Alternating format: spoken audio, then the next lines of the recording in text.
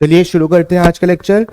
In the previous lecture we learn about the chemical properties of hydrocarbon, जिसमें हमने दो chemical properties के बारे में बात करी थी, ऑक्सीडेशन एंड डिहाइड्रेशन। ऑक्सीडेशन में हम कौन सा कंपाउंड यूज कर रहे थे reagent, K2Cr2O7 and KMnO4, and dehydration में हम यूज कर रहे हैं कंसंट्रेटेड H2SO4।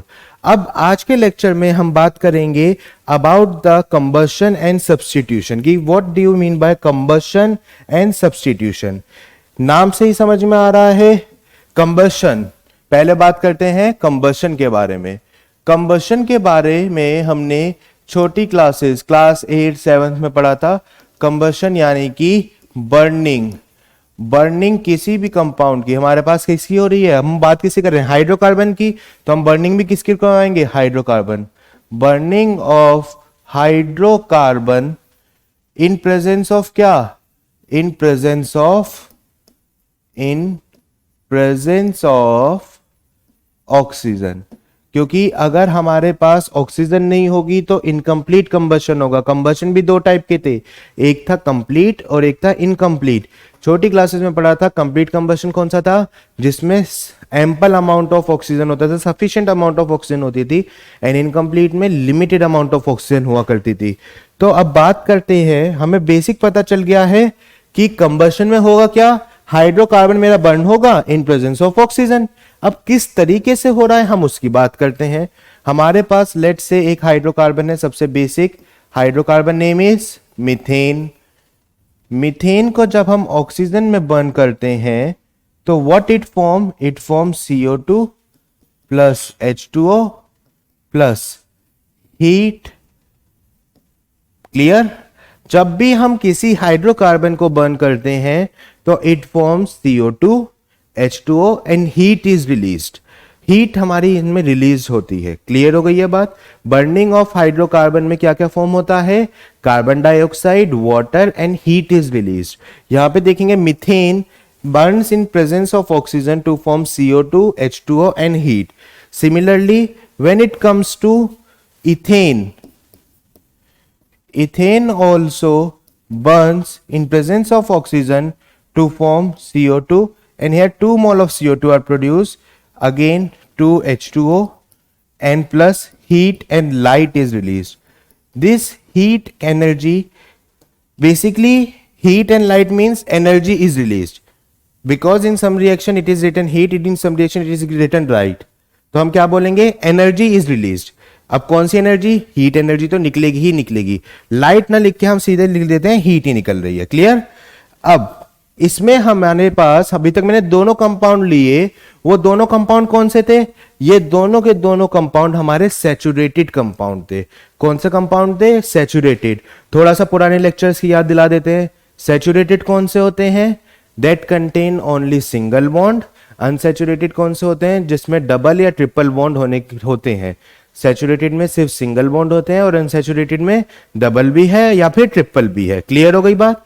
तो अब हम बात कर रहे हैं, अभी तक हमने जो बात करी वो हमने बात करी सैचुरेटेड के बारे में ही। बेसिकली हमारे पास जो कंपाउंड्स होते हैं सैचुरेटेड एंड अनसैचुरेटेड, इसमें हम डिफरेंशिएशन कर सकते हैं on the basis of burning also. Saturated hydrocarbon they burn in oxygen to complete combustion। ये complete combustion होता है इसमें, पहला पॉइंट। सेकंड पॉइंट इसमें होता है, पहला पॉइंट तो ये हो गया complete combustion। Second point is no ash is produced, there is no production of ash, no ash is produced।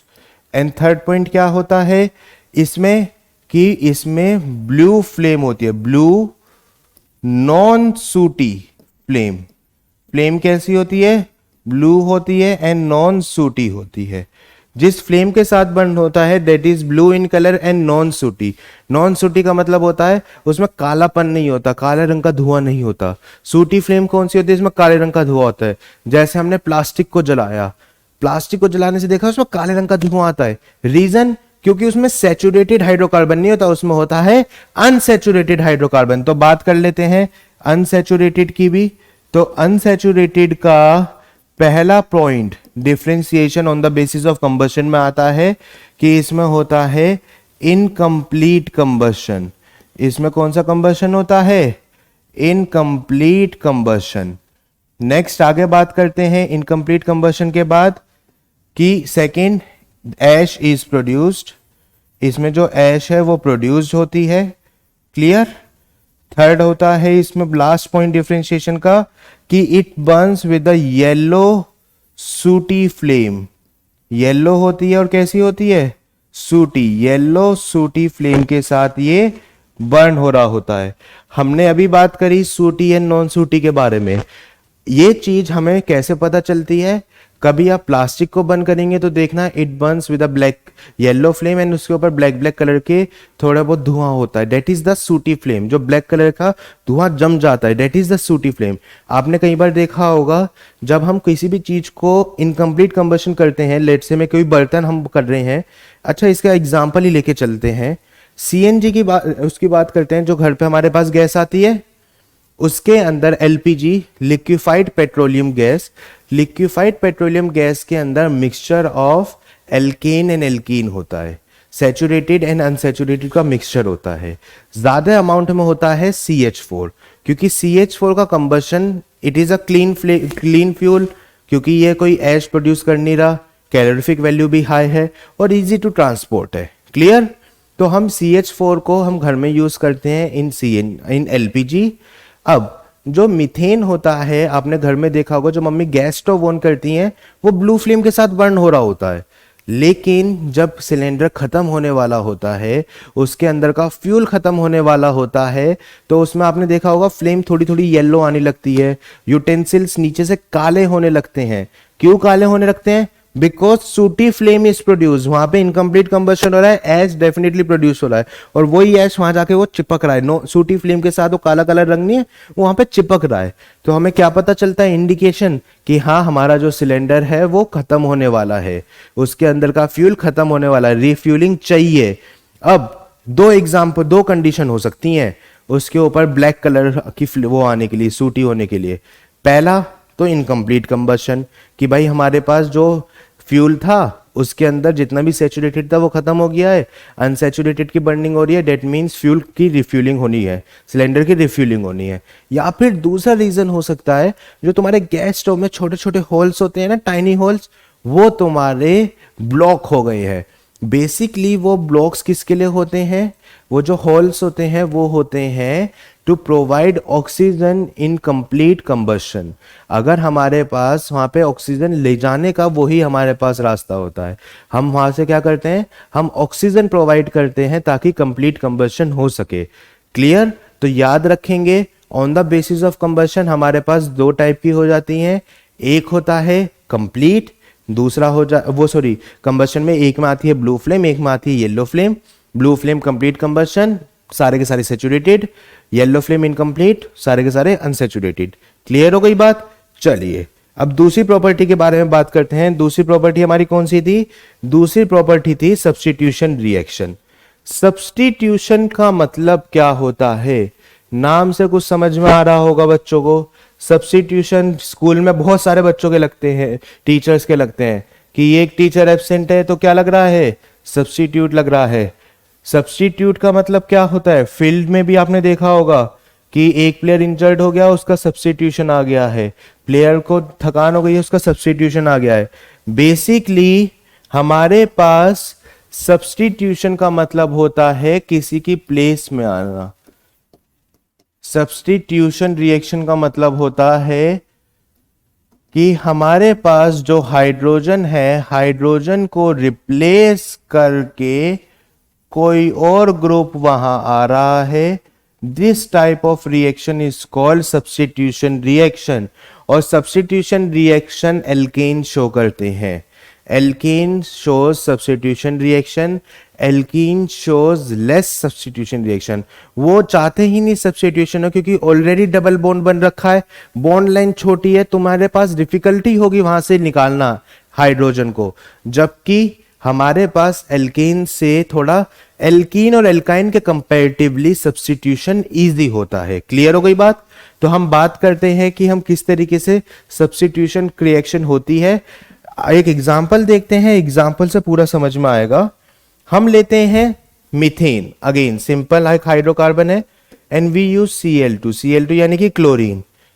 दोनों को ऐड करा, कोई रिएक्शन नहीं हुई, क्योंकि CH for methane is also stable, chlorine is stable, कोई रिएक्शन नहीं हुई। बट अब हमने क्या किया, वी प्रोवाइड सनलाइट। सनलाइट को मैं यहां H न्यू से रिप्रेजेंट कर रहा हूं। H न्यू किसको रिप्रेजेंट कर रही है, सनलाइट। अभी जब हम नेक्स्ट लेक्चर्स में पढ़ेंगे आगे आने वाली हायर क्लासेस में, तो हम पढ़ेंगे कि सनलाइट के पास जो एनर्जी होती है उसको H new, this is called new, H new से रिप्रेजेंट करते हैं। क्लियर हो गई बात। जो सनलाइट है, अब सनलाइट के आने से क्या होगा, वो क्लोरीन को एक्टिवेट करेगा। एक्टिवेट का मतलब है जैसे हमारे पास नेसेंट ऑक्सीजन बना था ना, वैसे ही यहाँ पे क्लोरीन के पास एक लोन पेयर आ जाए, एक इलेक्ट्रॉन पेयर आ जाएगा, और क्लोरीन फिर जाके हाइड्रोजन CH4 पे रिएक्ट करेगा। तो होगा क्या, एनसीईआरटी बुक के अकॉर्डिंगली CH3Cl होगा, और हम क्या बोलेंगे कि in this reaction one hydrogen is replaced by one chlorine. Clear हो गई बात। बट ऐसा तो नहीं है आप सिर्फ एक ही क्लोरीन डाल रहे हैं, एक क्लोरीन से ज्यादा भी डाल रहे हैं। तो इसमें होता क्या है, ये और आगे कंटिन्यू होती है ये रिएक्शन। एनसीईआरटी में सिर्फ यही दे रखी है, लेकिन ये और आगे कंटिन्यू होती है। CH3Cl अगर मान लो मैंने पेपर में लिख दिया एक्सेस में हो रहा है, तो एक्सेस में जब हम लिखेंगे तो बेटा एक एक करके सारे हाइड्रोजन हट जाएंगे। देन CH2Cl2 विथ क्लोरीन ये बना देगा H new CHCl3, this is called chloroform. So chloroform पहले टाइम पे यूज होता था बेहोश करने के लिए, बट अब नहीं करते हैं। CCl4 और सब में HCl अलग हो जा रहा है। This is the entire reaction of substitution of methane reaction, methane when methane react with chlorine presence of sunlight. Final product NCERT के accordingly ये है, but actually में final product आता है CCl4। CCl4 का नाम होता है कार्बन टेट्राक्लोराइड। CCl4 का नाम क्या होता है, CCl4 का नाम होता है कार्बन टेट्राक्लोराइड। कार्बन टेट्राक्लोराइड में रिएक्ट होके, मतलब CH4 मीथेन के साथ रिएक्ट होकर क्लोरीन फाइनली क्या बनाता है, carbon tetrachloride. Carbon tetrachloride is the final product हमारा। समझ में आई बात। बट एनसीईआरटी के अकॉर्डिंगली कहां है पे है, CH3Cl पे रुक गया है। ठीक है, क्लियर हो गई बात। सब्स्टिट्यूशन में होता क्या है, हम हाइड्रोजन की जगह कुछ और ऐड कर रहे हैं, दैट इज सब्स्टिट्यूशन। क्लियर हो गई बात। आई होप आपको आज का लेक्चर समझ में आया हो। नेक्स्ट लेक्चर में हम एडिशन रिएक्शन की बात करेंगे, और आपको एक नई चीज सिखाऊंगा फॉर NTSC पेपर। NTSC वाले और जो फ्यूचर के लिए जो केमिस्ट्री अडॉप्ट करने चाहते हैं, फ्यूचर में केमिस्ट्री पढ़ना चाहते हैं, ऑप्ट करना चाहते हैं, उनके लिए एक बहुत बढ़िया चीज सिखाऊंगा नेक्स्ट लेक्चर में। Clear, thank you.